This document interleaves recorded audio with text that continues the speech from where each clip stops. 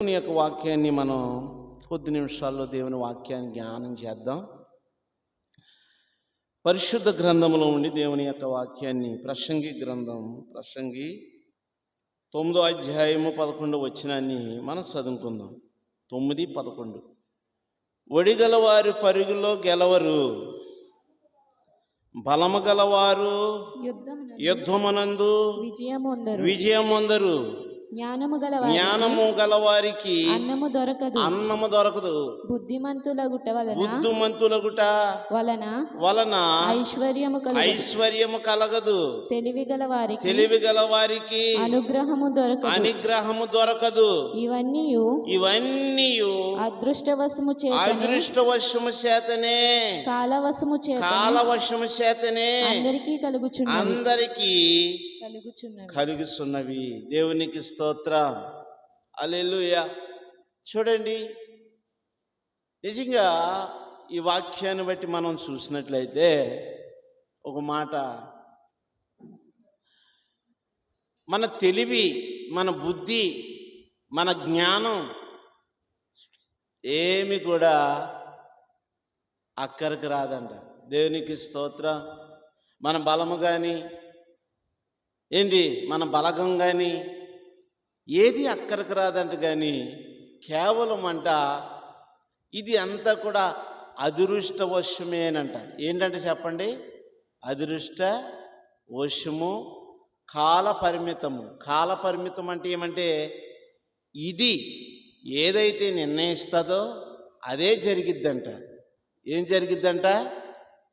ఇది ఏదైతే నిర్ణయిస్తుందో అదే జరిగిద్దంట. దేవునికి స్తోత్రం. చాలామంది ఏమనుకుంటారని అంటే, అయ్యో ఇలాగ ఎందుకు జరిగింది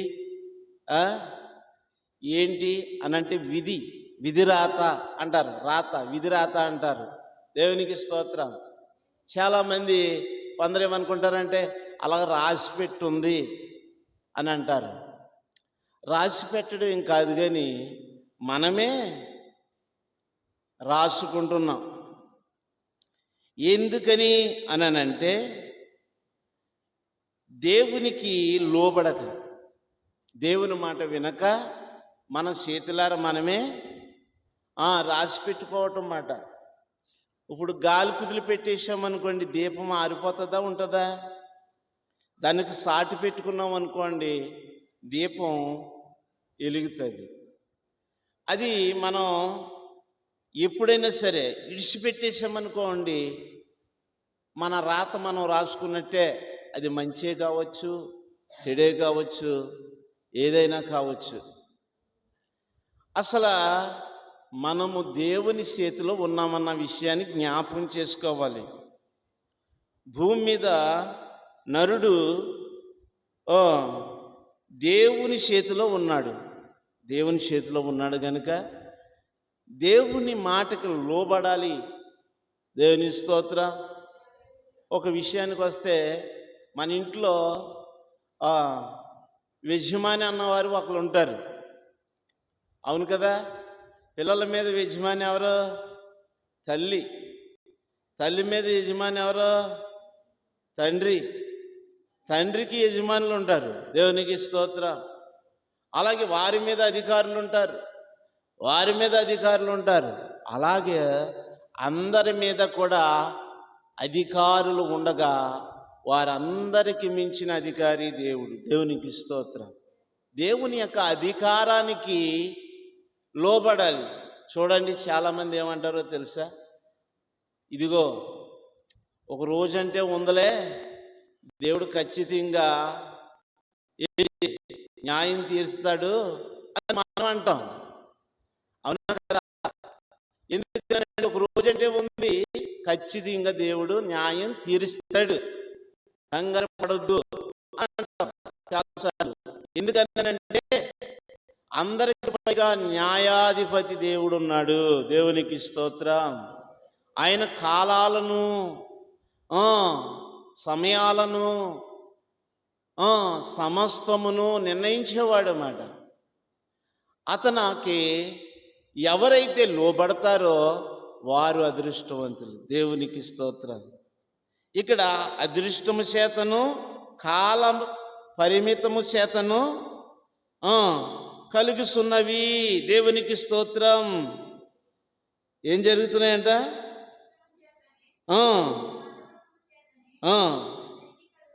అది నీ బలం కాదు, నీ తెలివితేటలు కాదు. నీకంటే బలమైన వారు ఉన్నారు, నాకంటే తెలివైన వారు ఉన్నారు. ఏంటి? నాకంటే గొప్పవారు ఉన్నారు, నాకంటే ఇంకా ఇంకా చాలా నీకంటే తెలివైన వారు ఉన్నారు. కొన్నిసార్లు నీవు చేసే పని వారు చేయలేకపోవచ్చు. దేవునికి స్తోత్రం కలిగిన గాక. హల్లెలూయా. దాన్ని ఏమంటారని అంటే అదృష్టము అంటారు. ఏమంటారు చెప్పండి? అదృష్టము అంటారు. అదృష్టం అన్నది ఎలా వస్తుందో మనకి తెలియదు. చూడండి, 2వ దినవృత్తాంతాల గ్రంథంలో యెహోషాపాతు అని రాజు ఉంటాడు. 2వ దినవృత్తాంతాల గ్రంథము 20వ అధ్యాయం 15వ వచనం చదవండి. 20వ అధ్యాయం 15వ వచనం. యూదావారులారా, యెరూషలేము కాపురస్తులారా, యెహోషాపాతు రాజా, మీరందరూ ఆలకించండి. యెహోవా సెలవిచ్చినదేమనగా గొప్ప సైన్యమునకు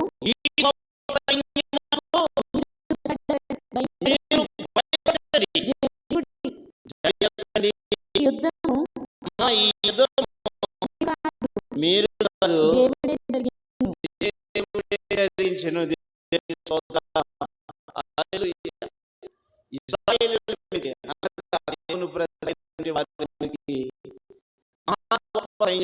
వచ్చినప్పుడు వారికి భయం కలిగింది. భయం కలిగి దేవుని సన్నిధికి వెళ్ళి వారి ప్రార్థనలు చేశారు. ప్రార్థనలు చేసినప్పుడు ఎంత ప్రార్థనలు చేశారంటే భయపడి. అలాంటి సమయంలో దేవుడు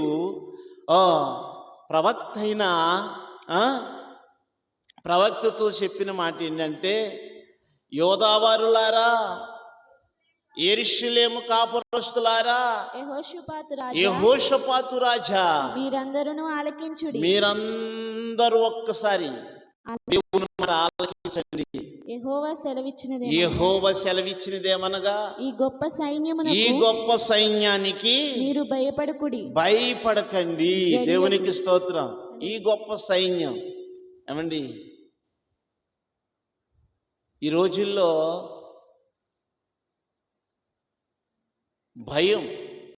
భయపడనంటి వారు ఎవరు లేరు. అప్పులు భయం ఉంటుంది, దేవునికి స్తోత్రం.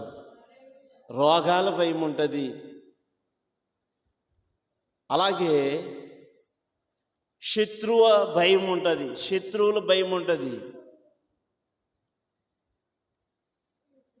చూడండి, నీకంటే బలమైన వారి యొక్క భయం ఉంటుంది అన్నమాట. వారిని ఎలా జయించాలి, ఎలాగ సాధించాలి, వారి నుండి మనం ఎలా కాపాడబడేది. భయం భయం భయం. దేవునికి స్తోత్రం. కానీ దేవుడు అంటున్నాడు కదా, ఈ గొప్ప సైన్యానికి మీరు భయపడకండి. దేవునికి స్తోత్రం. ఎవరు చెప్పిన మాట ఇది? దేవుడు చెప్పిన మాట. ఎందుకని దేవుడు అన్నాడంటే, ఆయన సన్నిధిలో నువ్వు పెట్టుకున్న మొర, నువ్వేం పెట్టుకున్నావంటే దేవుని దగ్గర నీకు ఉన్న కష్టాన్ని, నీకున్న శ్రమను, నీకున్న బాధలు నువ్వు దేవునితో చెప్పుకున్నప్పుడు దేవుడు చెప్తున్న మాట ఏంటంటే, ఈ గొప్ప సైన్యమునకు భయపడకండి. అది ఎలాంటి సైన్యమైనా సరే, అది అప్పులే కావచ్చు, లేకుంటే శత్రుబలగమే కావచ్చు, లేకపోతే రోగాలే కావచ్చు. రోగాలు ఒక సైన్యం మాట.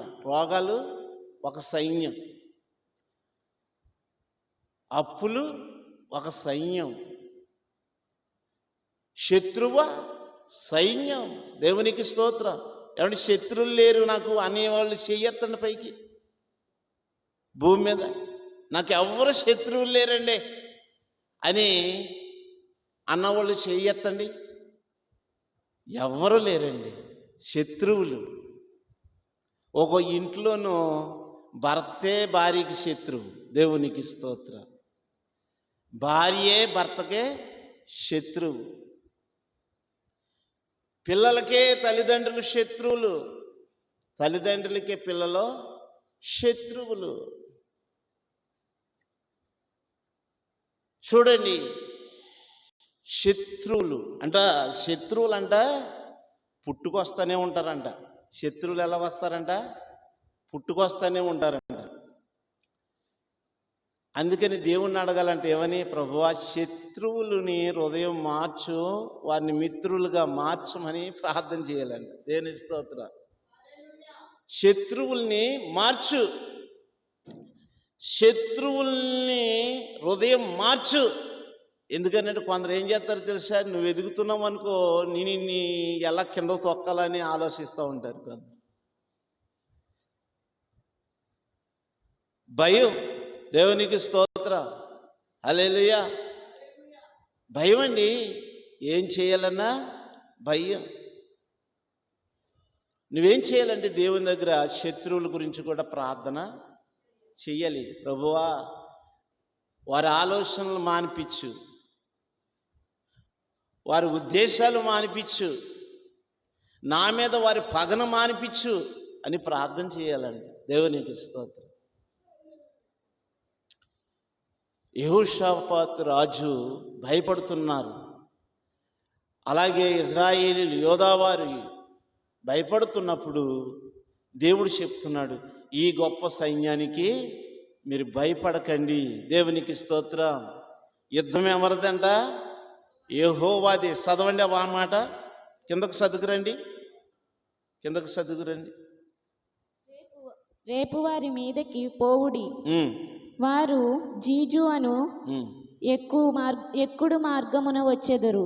మీరు యెరూయేలు అరణ్యమున ముందరున్నను వాగు కొన దగ్గర వారిని కనుగొందురు. ఈ యుద్ధములో మీరు పోట్లాడవలసిన నిమిత్తము లేదు. యూదావారులారా, యెరూషలేము వారులారా, మీరు యుద్ధ పంక్తులు తీర్చి నిలవబడుడి.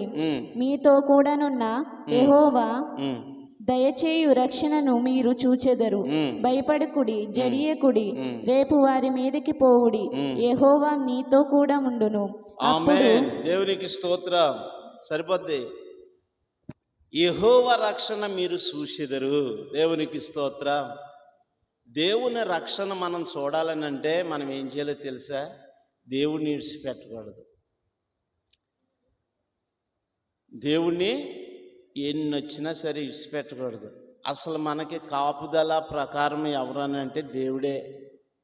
దేవుడు మనకు తోడుగా ఉన్నాడు అనుకోండి, అన్ని సక్రంగానే అన్ని బాగానే జరుగుతాయి. నువ్వు దేవునికి లోబడితే దేవుడు ఏం చేస్తాడో తెలుసా? నీ పట్ల ఆయన చిత్తాన్ని నెరవేరుస్తాడు. అడుగులు తడబడిన, అలసట పైబడిన, అంటే ఒకవేళ నీవు అనేక మార్లు, ఎన్నోసార్లు నీవు నష్టాల్లోనూ కూరుకుపోతున్నా, లేకపోతే వ్యాధుల్లో బాధల్లోనూ ఎదుర్కొంటున్నప్పటికీ కూడా ప్రభు అంట ఆయన చిత్తానికి ఆయన నడిపిస్తాడంట. ఆయన చిత్తం ఏంటి మన పట్ల అని అంటే మనల్ని బలపరిచే విధానం. ఆయన చిత్తం ఏంటని అంటే మనల్ని శత్రువుల ముందు మనల్ని ధైర్యపరిచే విధానం. అలాగే ఆయన చిత్తం ఏంటని అంటే ఆయన మనల్ని శత్రువుల ముందు గొప్ప చేసే విధానం. దేవునికి స్తోత్రం. ఆయన ఏమన్నాడంటే, మిమ్మల్ని తలగా చేస్తాను కానీ తోకగా చేయనన్నారు ప్రభు. ఒకటి. ఇంకోటి, నీతిమంతులు సింహము వలె ధైర్యంగా ఉంటారు. ఆ కాలమందు యాకోబు దేవుడు మిమ్మల్ని ఏంటో తెలుసా? నిన్ను స్వస్థపరిచే యెహోవా నేనే అన్నాడు ఆయన. ఒకవేళ నువ్వు బలహీనతలో ఉన్నావేమో, ఏదైనా బాధలో ఉన్నావు, వ్యాధిలో ఉన్నావేమో, నిన్ను స్వస్థపరచడం కూడా ఆయన చిత్తమై ఉన్నది. అందుకనే దేవుని దగ్గరికి మనం ఏం చేయాలో తెలుసా? దేవుని దగ్గరికి రావాలి. దేవునికి స్తోత్రం. దేవుని విడిచిపెట్టకూడదు. ఎక్కువగా ప్రార్థన చేసుకుంటూ ఉండాలి సమయం దొరికినప్పుడు. అలాగే ఏం చేయాలంటే చెప్పండి, ఇంట్లోనూ దైవ సేవకులను పిలిచి ప్రార్థనలో పెట్టుకోవాలి. నిజంగా కూడా చూడండి, పరిశుద్ధ గ్రంథంలో ఇంకొక మాట మీకు చెప్తున్నాను. దేవుని వాక్యము, ఆయన చిత్తం ఏంటనంటే మనల్ని నరకానికి పోకుండా స్వర్గానికి తీసుకెళ్ళేది ఆయన చిత్తం. దేవునికి స్తోత్రం. హల్లెలూయా. ఇరుకుల్లో విడిచిపెట్టక ఏంటి విశాలమైన పరిస్థితి అనగా మంచి నెమ్మదగల పరిస్థితికి తీసుకెళ్ళటం ఆయన చిత్తమై ఉంది.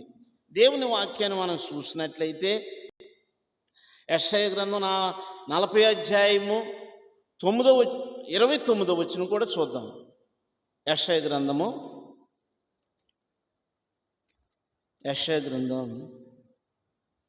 40 అధ్యాయము. సొమ్మసిల్లిన వారికి బలమిచ్చువాడు ఆయనే, ఆయనే. శక్తిహీనులకు సొమ్మసిల్లిన వారు చాలామంది చూడండి సొమ్మసిల్లిపోతూ ఉంటారు. ఖచ్చితంగా ఎందుకో తెలుసు, కృంగిపోతూ ఉంటారు. ఈ కష్టాలు నేను భరించలేనయ్యా, ఈ శ్రమలు నేను భరించలేనయ్యా. ఎంతమంది నిజంగా కన్నీళ్లు పెట్టుకున్న వారు ఉన్నారు చెప్పండి, చాలామంది ఉన్నారు. దేవుడు అంటాడు కదా, సొమ్మసిల్లిన వారికి నేను బలమిచ్చేవాడును, శక్తిహీనులకు బలాభివృద్ధి కలగజేయవాడును నేనే. దేవునికి స్తోత్రం. దేవుని దగ్గరికి నువ్వు వస్తే దేవుడు ఏం చేస్తాడో తెలుసా, నీకు బలాన్ని ఇస్తాడు, అలాగే బలాభివృద్ధి నీకు కలగజేస్తాడంట. దేవునికి స్తోత్రం. అభివృద్ధి, బలాభివృద్ధి, బలం. తర్వాత 31వ వచనం, యెహోవా కొరకు ఎదురు చూసేవారు నూతన బలము పొందుదురు. దేవునికి స్తోత్రం. యెహోవా కొరకు ఎదురు చూసిన వారంట నూతన బలము పొందుదురంట. చూడండి, యెహోవా కొరకు ఎవరైతే ఎదురు చూస్తారో వారు ఏం చేస్తారో తెలుసా, నూతనంగా ఏదో కార్యం జరిగిద్ది. దేవునికి స్తోత్రం. ఉన్నట్టుగా ఉండి అప్పులన్నీ తీరిపోయి అనుకోండి, ఎలా ఉంటుందంట, ఎంత బలం వచ్చేస్తుంది. ఉన్నట్టుండి మనలో ఉన్న జబ్బు పోయిందనుకోండి,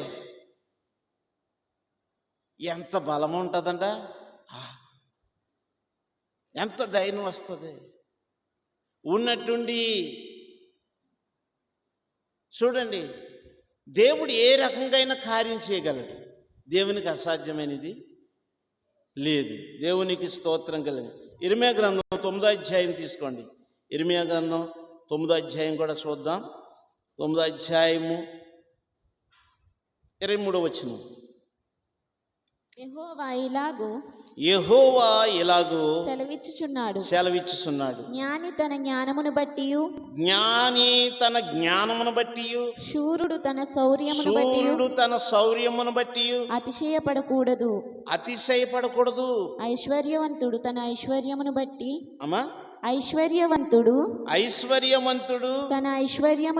తన ఐశ్వర్యమును బట్టి అతిశయింపకూడదు. అతిశయించువాడు దేనిని బట్టి అతిశయింపవలెననగా భూమి మీద కృప చూపుచు నీతి న్యాయములు జరిగించిన దేవుని బట్టి అతిశయించాలి. దేవునికి స్తోత్రం. ఎవరిని బట్టి అతిశయించాలి నువ్వు? అది దేవుని స్తోత్రం.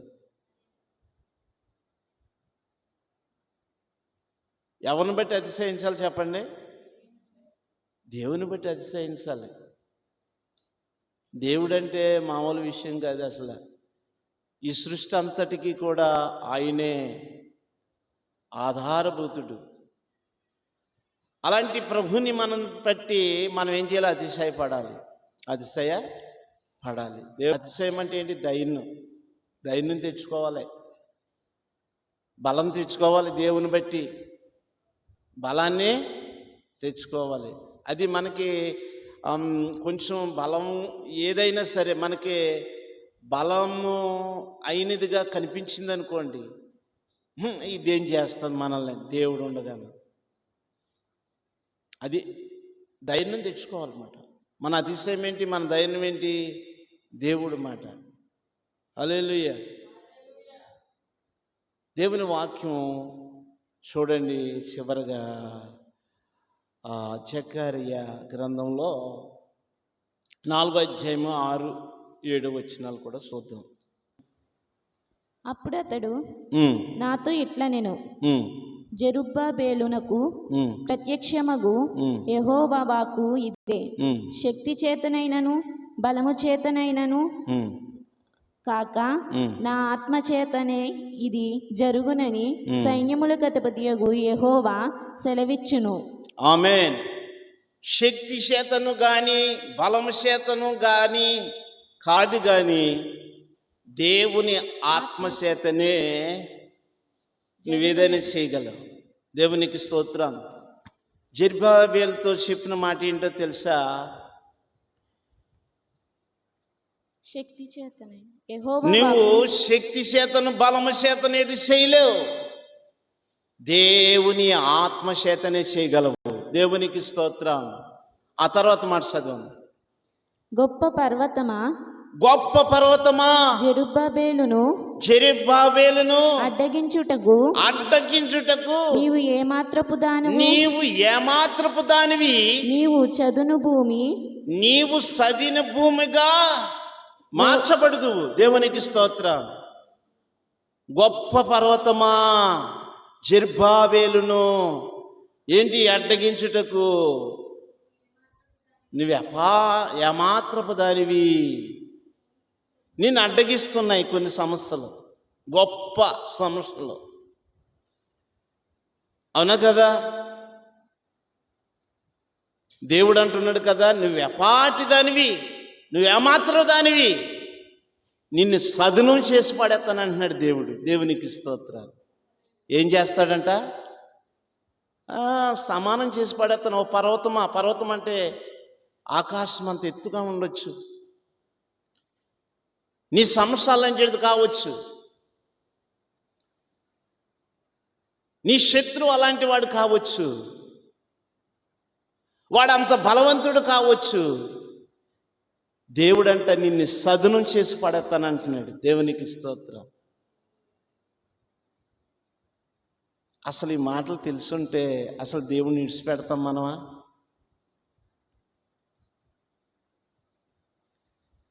ఇడిచిపెట్టం. తర్వాత ఇంకొక విషయం ఏంటో తెలుసా? దేవుని పట్ల నువ్వు ఎప్పుడు కూడా అతిశయం కలిగి ఉంటావు. దేవునికి స్తోత్రం. అతిశయం కలిగి ఉంటావు. నేను దేవుని మందిరానికి ఎప్పుడు వెళుదునా అని దావీదు ఏం చేస్తాడంట? ఎప్పుడు కూడా అనుకుంటాడు, నేను దేవుని మందిరానికి ఎప్పుడు వెళుదునా, నేను దేవుని మందిరానికి ఎప్పుడు వెళుదునా, నేను దేవుని మందిరానికి ఎప్పుడు వెళుదునా అనే ఆసక్తి ఎందరిలో ఉంది. దేవుని మందిరం అంటే మామూలు విషయం కాదు. అసలు నీ కష్టము బాధలు చెప్పుకున్న స్థలం అదే దేవుని దగ్గర.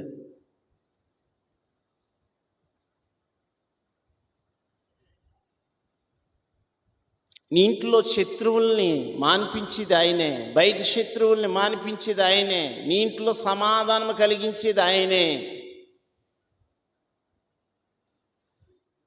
అలాంటి ప్రభు దగ్గరికి నీవు ఎలాగుంటావో తెలుసా? త్వర త్వరగా వస్తావు. దేవునికి స్తోత్రం. ఎప్పుడు వస్తావంట? ఎప్పుడంట?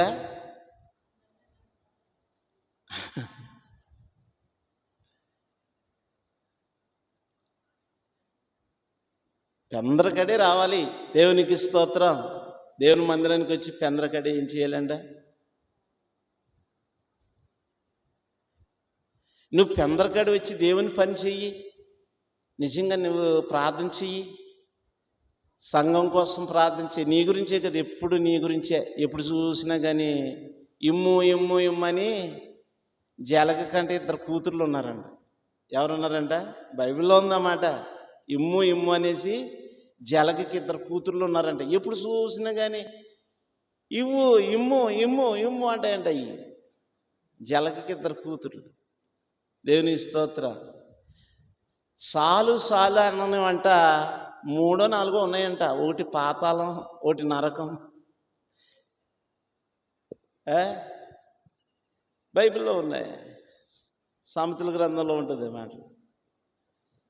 చూడండి, తృప్తి ఉండదు కొందరికి. ఎంత తిన్నా తృప్తి ఉండదు. ఎంతసేపు తిండే, ఎంతసేపు తిండే,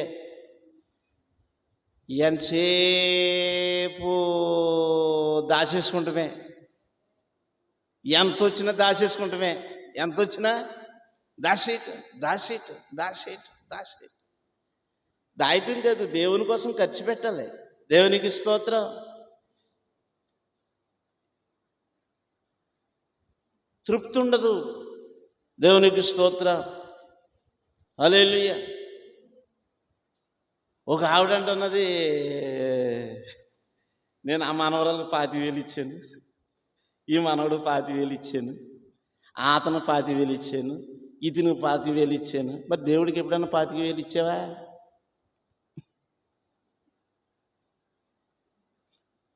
దేవుడికి ఎప్పుడైనా 25,000 ఇచ్చావా?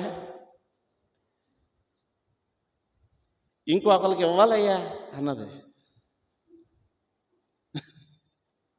దేవుని స్తోత్రం.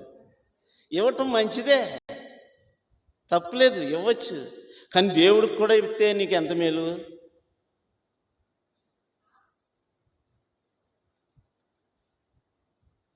దేవునికి నువ్వు ఇస్తున్నావా?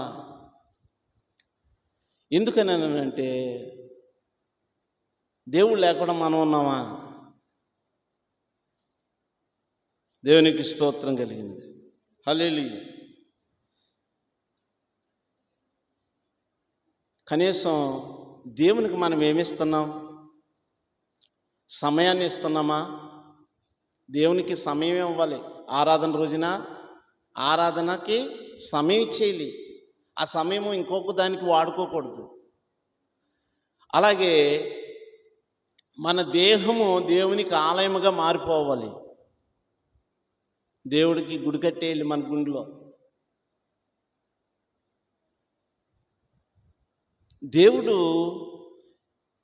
దేవుడికి ఇస్తే మనల్ని తిరిగి ఇస్తాడు, మనకి తిరిగి ఇస్తాడు. ఆయన అన్నాడు, మీరు నాకు ఇచ్చి నన్ను శోధించిన మెడల నేను ఆకాశ వాకిలి ఇప్పి పట్టజాలనంత విస్తారంగా మీకు ఇస్తానన్నాడు. అది ఎప్పుడైనా చూసావు? నువ్వు దేవునికి ఇచ్చి దేవుణ్ణి అడిగేవా? ప్రభువా, నా దగ్గర ఏం లేదు నాయనా, అంతా అయిపోయింది నా పరిస్థితి, కానీ ఒక్క విషయం, నీవే నాకు సహాయం చేయాలని ఎప్పుడైనా అడిగితే దేవుడు ఖచ్చితంగా ఇస్తాడు. దేవునికి స్తోత్రం. హల్లెలూయా. కానీ మనుషులు ఇవ్వకపోవచ్చు, ఇచ్చి తీసుకుని, కానీ దేవుడు ఖచ్చితంగా ఇస్తాడు.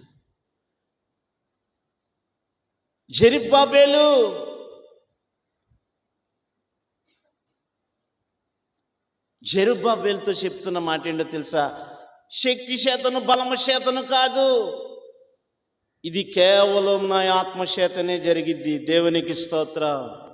దేవుని ఆత్మ నీ మీదకి వచ్చినప్పుడు నీ మీద ఉన్న పాపం పోతుంది, నీ మీద ఉన్న అప్పులు పోతాయి, నీ మీద ఉన్న సమస్యలు పోతాయి, నీ మీద ఉన్న ఇబ్బందులు పోతాయి. జెరుబ్బాబేలును అడ్డగించిన ఓ మహాపర్వతమా, నిన్ను సదునము చేస్తానని చెప్పాడు దేవుడు. దేవునికి స్తోత్రం. మహాపర్వతము లాంటి సమస్యలు దేవుని ముందు ఎందుకు పనికి రాకుండా పోతాయి. దేవునికి స్తోత్రం. దేవుడు అంటే ఎవరు అనుకుంటున్నావు? ఆయన నీకు బలం, నీకు శక్తి. మొన్న ఒక ఆయన అంటున్నాడు, మీరు ఎలా వస్తున్నారో మీకు కూడా ఏమైనా చేస్తారేమో అంటున్నాడు ఒక ఆయన, బాబాయ్ గారు. తాటాకు సప్పుళ్ళకి నేను భయపడను అన్నాను. దేవునికి స్తోత్రం. హల్లెలూయా. తాటాకు సప్పుళ్ళకి నేను భయపడేవాడిని. దేవుని కంటే శక్తిమంతుడు, బలవంతుడు ఎవరున్నారు?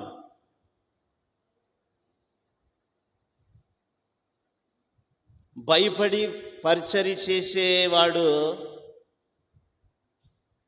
ఆ పరిచర్య చేసిన చేయకుండా ఒకటే. బ్రతుకుట క్రీస్తు, సావైతే లాభమని పౌలు అన్నాడు.